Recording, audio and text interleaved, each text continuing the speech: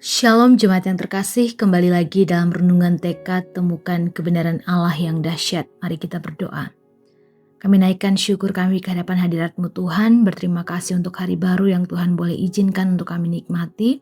Demikian juga firman-Mu yang boleh kami nikmati dan kami dengarkan pada hari ini. Berbicaralah melalui firman-Mu, kami siap mendengarnya. Dalam nama Tuhan Yesus kami berdoa, amin. Bacaan hari ini terambil dari Bilangan 31 ayat yang kedua. Lakukanlah pembalasan orang Israel terhadap orang Midian, kemudian engkau akan dikumpulkan dengan kaum leluhurmu. Bagi seorang yang keracunan, tidaklah cukup melakukan pengobatan dengan hanya meredakan gejalanya saja. Dokter pasti akan menyarankan untuk mencari, mengatasi, dan menyingkirkan sumber racunnya. Prinsip yang sama juga berlaku dalam kehidupan rohani. Kita sering ingin Tuhan menghilangkan akibat dosa, tetapi enggan membiarkannya menghancurkan akar dosa yang terus kita pelihara. Padahal dosa yang dibiarkan tidak pernah berhenti menjadi ancaman.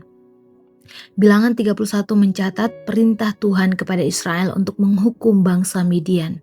Perintah ini bukan tindakan balas dendam pribadi, melainkan penghakiman Allah atas bangsa yang sebelumnya dengan sengaja menyesatkan Israel kepada penyembah berhala dan percabulan.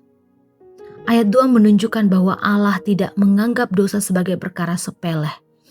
Kekudusannya menuntut keadilan ditegakkan.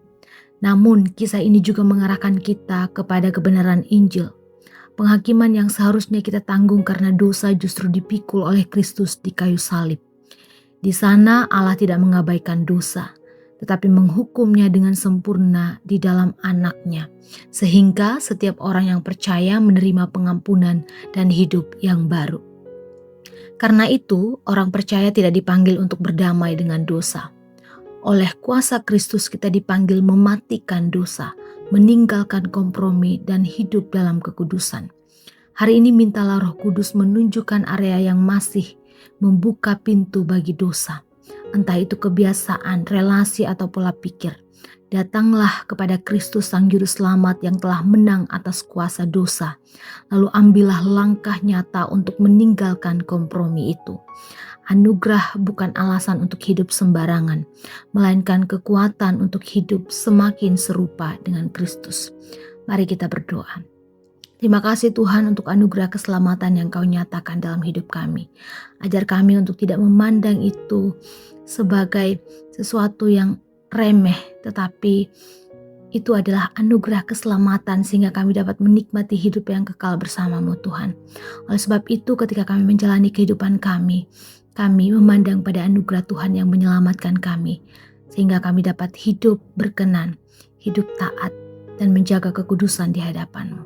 Terpujilah Engkau Bapa, dalam nama Tuhan Yesus kami berdoa. Amin. Selamat melakukan kebenaran Allah yang dahsyat. Tuhan Yesus memberkati.